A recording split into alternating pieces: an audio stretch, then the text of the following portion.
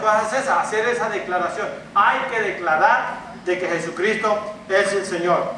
El segundo punto, hermano, de la obediencia es de que esta gente que estuvo allí escuchando la palabra de Dios cuando Pedro predicó, dice que inmediatamente fueron, ¿qué?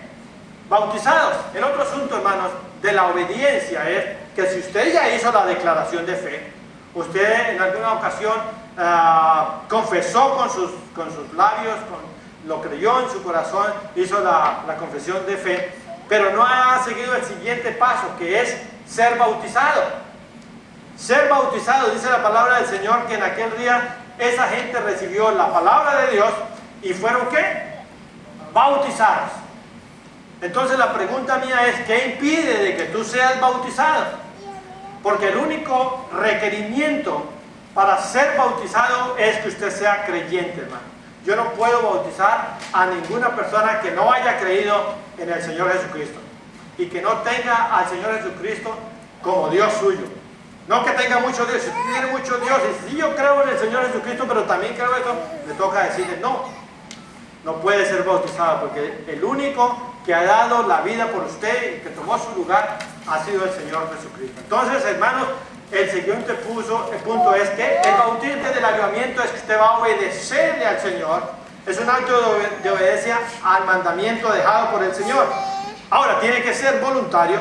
En esta iglesia no obligamos a nadie a que se mande a bautizar, porque tiene que salir del corazón. No obligamos a nadie que tiene que aceptar a Jesucristo, porque tiene que ser voluntario y tiene que ser confesado por la persona. Pero lo que sí queremos, ¿sabe qué es? Que sea lleno de entusiasmo, hermano. Que sea lleno de alegría. Que sepan exactamente qué es lo que están haciendo. Entonces así sí los bautizamos y hacemos que hagan la declaración de fe. Usted se imagina, por ejemplo, ¿cuántos quieren aceptar al Señor? Bueno, pastor, lo he escuchado tanto que sí, lo voy a aceptar. ¿Y se va a mandar a bautizar? Bueno, pastor, ya que usted está diciendo, pues, qué caramba, hagámoslo. ¿Sabe qué yo le digo, hermano? No lo voy a bautizar. Porque eso tiene que ser, ¿qué? Un acto de ánimo, un acto de ¿qué? De entusiasmo, ¿verdad, hermano? Y entonces así si yo, y si cuando salga digo, no se arrepintió, volvemos y lo metemos hasta que se arrepienta, ¿verdad, hermano? Porque eso se trata de arrepentimiento. El bautismo, en la declaración de fe, es darme yo cuenta que estoy yendo en una dirección en mi vida que me va a llevar a la perdición, dice la palabra del Señor. Darme cuenta de eso, inmediatamente arrepentirme, dice, darme media vuelta y empezar a vivir una vida diferente, hermano. Una vida diferente. ¿Y cómo lo voy a probar? Declarando la parte de declarar la parte del Señor y mandándome bautizar. Ahora, ¿cómo podemos practicar este asunto de obediencia? También esa primera parte fue para las personas que no han hecho la declaración de fe ni se han mandado a bautizar. Les ayudamos ahí, saquen la tarjetita, llénenla, y eso es un empujoncito que le estamos dando. Pero hay otra parte de obediencia que ya es para todos nosotros que ya hemos hecho esas dos cosas. Y si queremos obedecer, tenemos que tener nuestro oído muy entonado, atento, para cuando escuchamos la voz de Dios, hermano. Y hay muchas formas de que usted puede escuchar la voz de Dios. Hay una parte en la Biblia que esa voz de Dios sí fue audible. Y muchos de nosotros a veces utilizamos esas expresiones. El Señor me habló. Lo que no sabemos si fue que el Señor le habló audiblemente, o sea, como el ejemplo que voy a dar, o si es que es una expresión que utilizamos porque Dios me puede hablar a mí de muchas maneras. Me puede hablar por un hermano, me puede hablar por su palabra, me puede hablar por una circunstancia. Digo, esto viene del Señor. El Señor me habló hoy, ¿cierto, hermano? Pero si ustedes abren sus Biblias en Hechos, capítulo 9, versículo 6, hay una parte donde este hombre escuchó la voz de Dios. Fue cuando Saulo de Tarso tuvo el encuentro con Cristo en el camino de Damasco.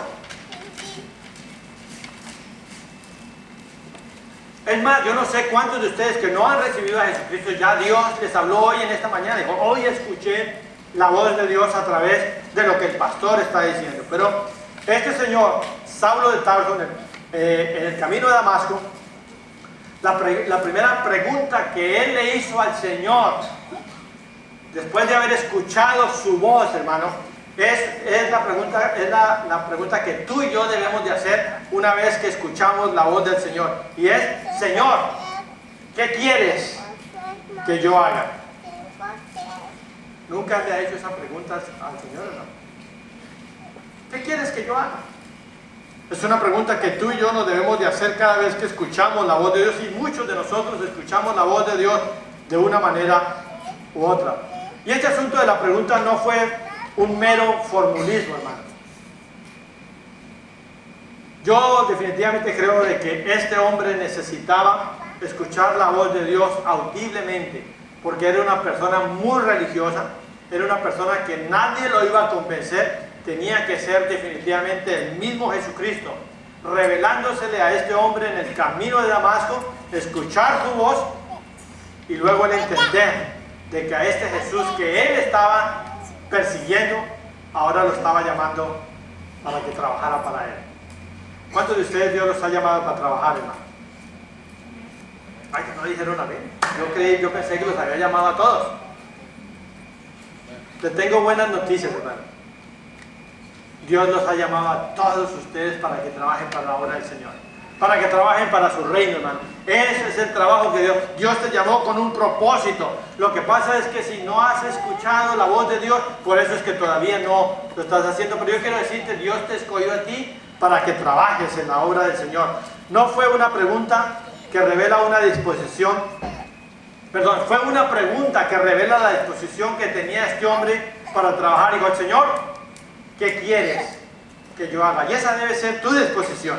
Ahora, escuchar la voz de Dios a veces es difícil, pero debemos de escuchar cuando Dios nos habla a nosotros específicamente. Y a veces esa parte es difícil. A mí usualmente el Señor me habla a través de su palabra, ¿cierto? Yo creo firmemente de que si yo quiero que Dios me hable, Dios me va a hablar a mí a través de su palabra. A veces Dios lo hace a través de las circunstancias, a veces lo hace inclusive a través de personas que no son cristianas, hermano.